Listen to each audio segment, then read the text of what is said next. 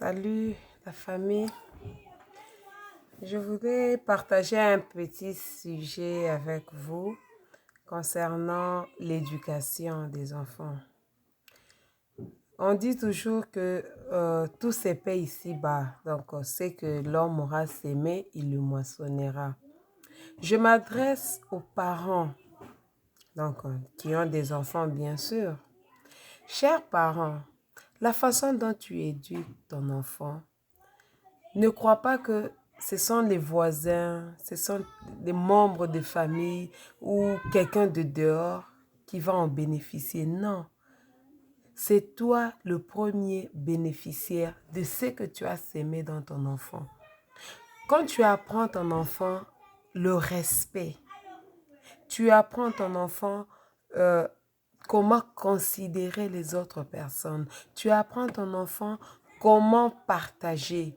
Tu apprends ton enfant comment aimer. Tu apprends ton enfant les vraies valeurs de la vie. La Bible dit, enseigne à ton enfant le chemin de l'Éternel, car quand il grandira, il ne pourra pas s'en détourner. Or, quand ton enfant se détourne, c'est-à-dire quoi? Tu ne lui as pas appris les bonnes valeurs. Et qui sera le premier bénéficiaire de cet échec? C'est bien sûr toi. Supposons que tu as trop gâté ton enfant. Tu as laissé ton enfant faire tout ce qu'il veut. C'était un petit prince, un petit roi. Tu ne pouvais rien lui interdire. Tu lui donnais tout ce dont il avait besoin. Non, je n'interdis pas de donner tout ce dont nos enfants ont besoin, non.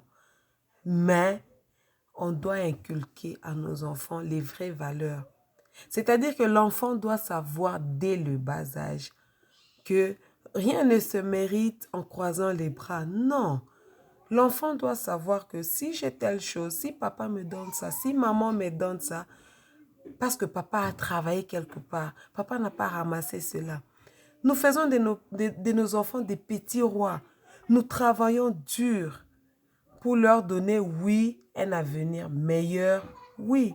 Donner un avenir meilleur à son enfant, c'est pas lui remplir un compte en banque. Ça va pas lui servir.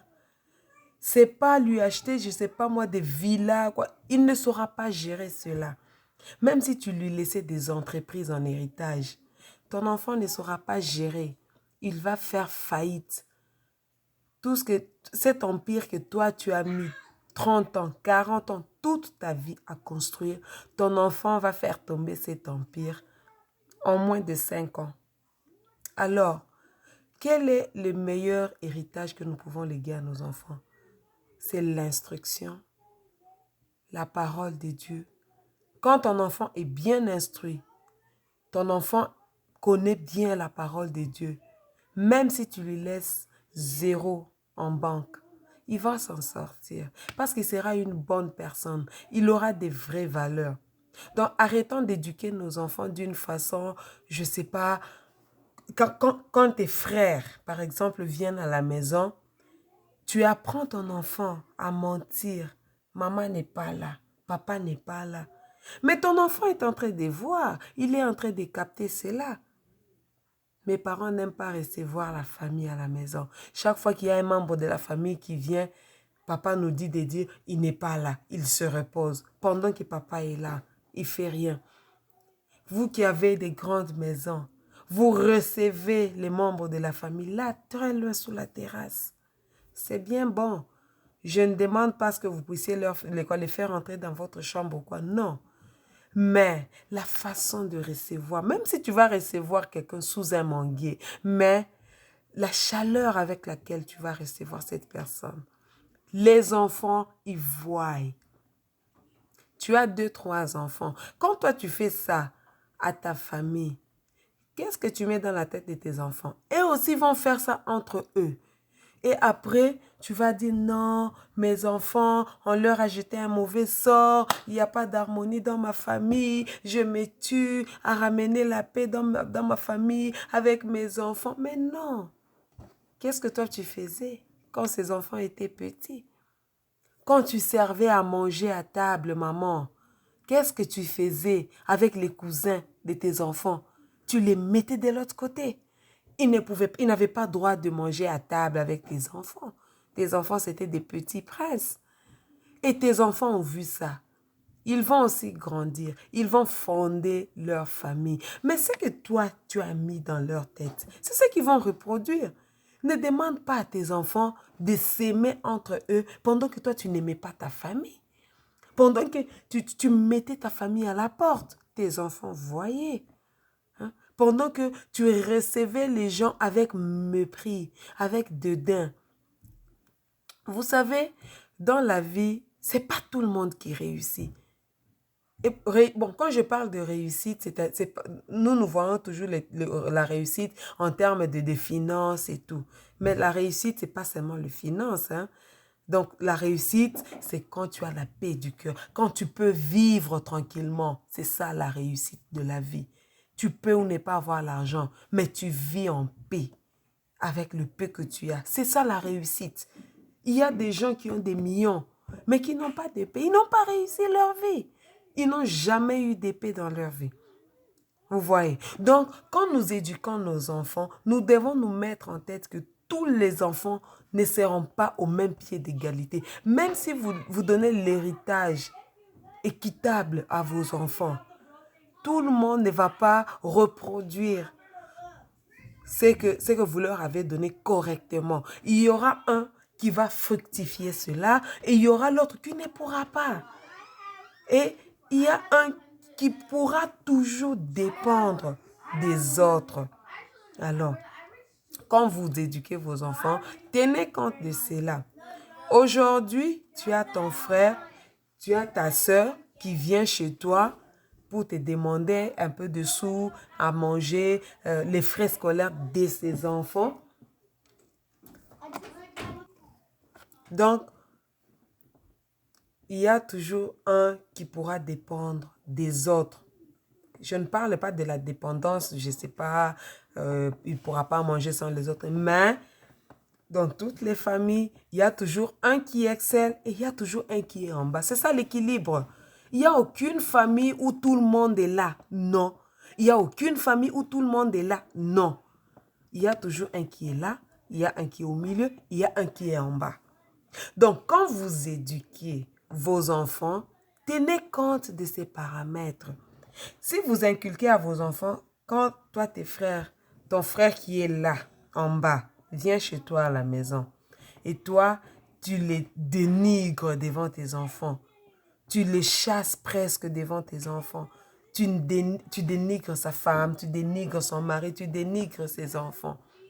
Ça reste, les enfants sont des scanners, ils sont en train de scanner cela dans leur tête. Et quand ils vont grandir aussi, qu'est-ce qu'ils vont faire? Ils vont répéter la même chose sur l'un de leurs frères qui pourra être là. Ils vont le répéter, oui, vous allez vous plaindre. Comment mes enfants ne s'aiment pas entre eux, il n'y a pas d'harmonie. Oui, il y aura toujours cette rivalité-là entre les enfants. Il y a un qui va se sentir lésé, il y a un qui va se sentir marginalisé, il y a un qui va se sentir supérieur. Vous voyez? Donc, quand tu éduques tes enfants, tiens compte de tous les paramètres. Mets-toi en tête que si moi, j'ai réussi ma vie, financièrement peut-être, je ne sais pas moi comment, c'est pas, tous les enfants ne peuvent pas réussir de la même façon.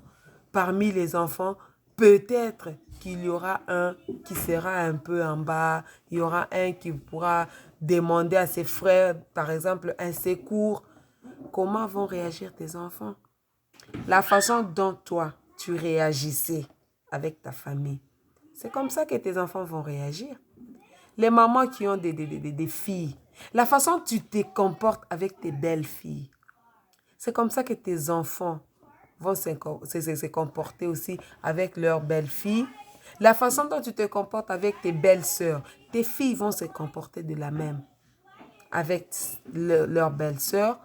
La façon dont tu te comportes avec ta belle-mère, tes filles vont répéter la même chose. Parce que les enfants, ils copient au fait les parents. Les enfants croient que... Donc, ils ne croient pas. Ils prennent leurs parents pour des modèles. Donc, quand un enfant te prend pour un modèle, fais attention à ce que tu fais. Parce que l'enfant va tout copier. Il va dire, oh, ma maman a insulté sa belle-mère. Mon papa a insulté ses beaux-frères. Alors, moi aussi, je peux faire de même. Ça ne peut rien faire. Vous voyez un peu. Or, vous devez savoir aussi que chacun a son tempérament. Chacun a son tempérament. Vous voyez? Si par exemple, toi, tu as eu une belle famille courtoise, une belle famille avec un grand cœur qui supporte peut-être par amour pour leurs enfants, mais est-ce que ta fille aura la même belle-mère? Ta fille risque de tomber sur une belle-mère vraiment ninja. Hein? Maintenant, ta fille va répéter ce que toi tu faisais à ta belle-mère qui était docile, douce, tendre. Vous voyez que vous allez mettre votre enfant dans des difficultés. Et puis vous allez dire, non, ma belle famille, la belle famille de ma fille ne l'aime pas. Non, maman, ce n'est pas la belle famille de ta fille. C'est ce que toi, tu faisais. Donc, tout ce que nous faisons, tenons compte de tous les paramètres. Si moi, aujourd'hui, j'ai eu un très bon mari, un mari qui me supporte, un mari qui m'aime, un mari qui me comprend, un mari selon mon dessein, comme je l'ai toujours dit, est-ce que ma fille aura le même mari? Est-ce que mon fils aura une femme?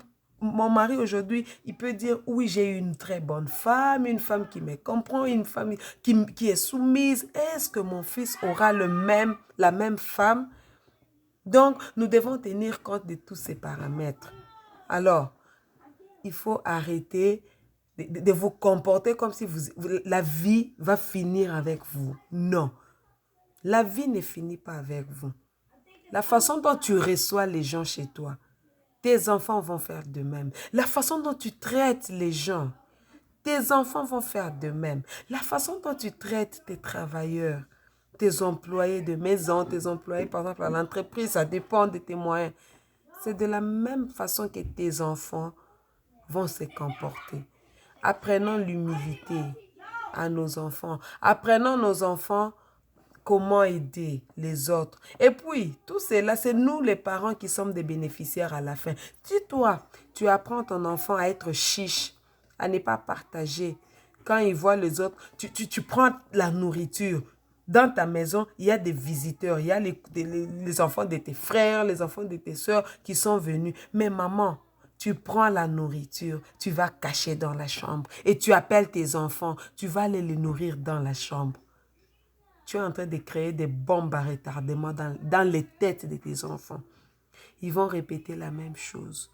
Avec toi, oui. Pourquoi?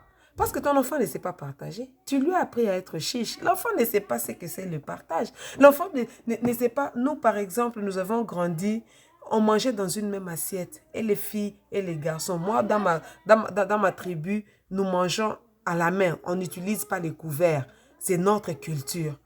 Et tout le monde, on met le riz, comme le riz, c'est notre aliment de base. On met le riz dans une grosse bassine, on renverse le feuille de manioc, la viande, tout dedans. Et tout le monde mange. Ça crée une ambiance là, une compétition.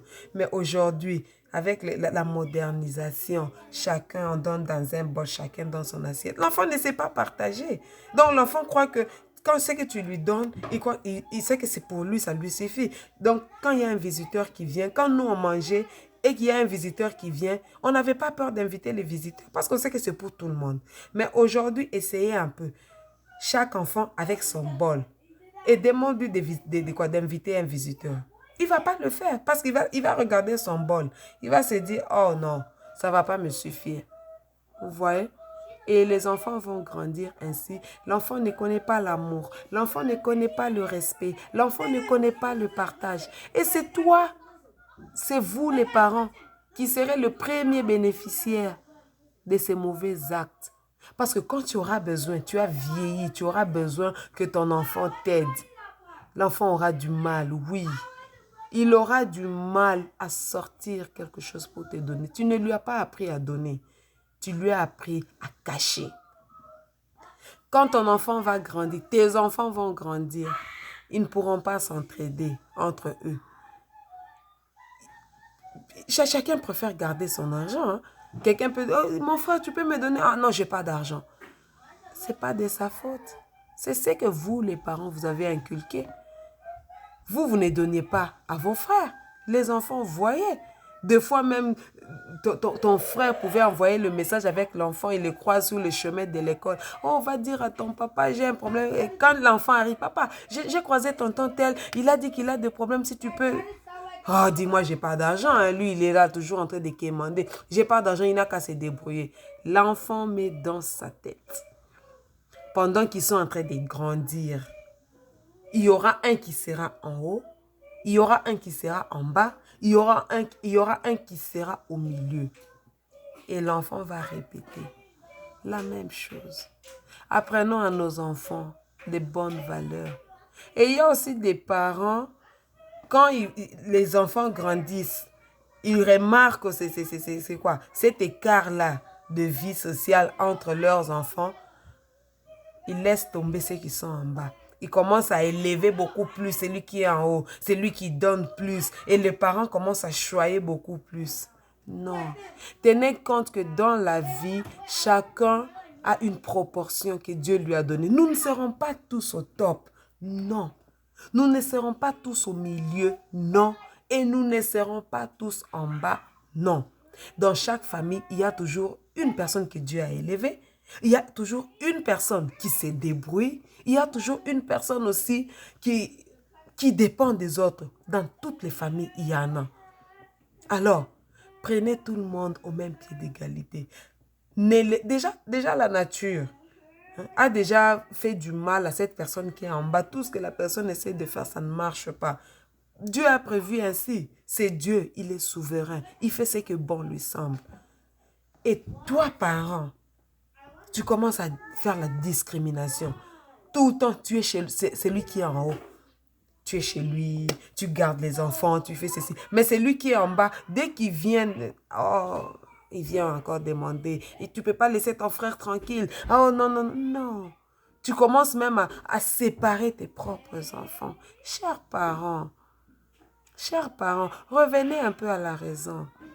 Ce que vous faites, vous les payerez sur vos enfants. Vos enfants vont vous faire payer. Ce ne sont pas les voisins. Ce ne sont même pas les membres de la famille. Et bizarrement, ce sont les gens d'à côté, les enfants, hein, les enfants de vos frères, quoi, qui vous viennent en aide à la fin. Parce que vos enfants, vous leur avez inculqué des mauvaises valeurs. Il y a des parents dont les enfants de leurs frères sont venus passer des vacances chez eux. Tous les jours, à 5 heures du matin, tu as déjà réveillé l'enfant de ta soeur. Va puiser de l'eau, va faire ceci. Et ta fille est là. Et à la fin, c'est l'enfant de ta soeur qui s'est préparé. Ton enfant ne s'est pas préparé. Pourquoi? Toi, tu croyais que tu faisais souffrir l'autre, mais non. Donc, nous devons éduquer nos enfants tout en tenant compte de ce qui peut arriver à la vie. Tout peut arriver. Tout le monde n'est pas appelé à être milliardaire. Non et non. Même si on nous donnait, nous tous, 1 million de dollars aujourd'hui, dans 6 mois, si vous revenez, il y aura un qui en aura déjà 20 millions peut-être. Il y en a l'autre qui peut-être 12 millions. Il y a l'autre qui aura peut-être 2,5 millions, 2 millions. Il y a l'autre qui aura 500. Et il y a l'autre qui sera peut-être dans 100 ou presque rien. Et vous allez lui poser la question, où est parti tout cet argent qu'on t'a donné? Pour dire que tout le monde ne peut pas être au même pied d'égalité, non. Nous devons savoir nous accepter tels que nous sommes et tenir compte des circonstances. Tout peut arriver. C'est pas pour rien, la Bible a dit, les forts soutenaient le faible. Parce que Dieu savait qu'il y aura toujours des forts, il y aura aussi des faibles. Tout le monde ne peut pas être au même niveau. Nous devons nous mettre ça dans nos têtes. Quand tu éduques tes enfants, tiens compte de ces paramètres. Dans tous tes enfants, il y aura toujours un qui pourra un peu boiter. Alors, quand tu les éduques, tiens compte de ça. Apprends-le des bonnes valeurs. C'est ce qui pourront les aider à s'en sortir dans la vie. Ils seront des bonnes personnes. Ils vont s'en sortir. Ils vont s'entraider. Ils vont Oh non, que le Seigneur vous bénisse.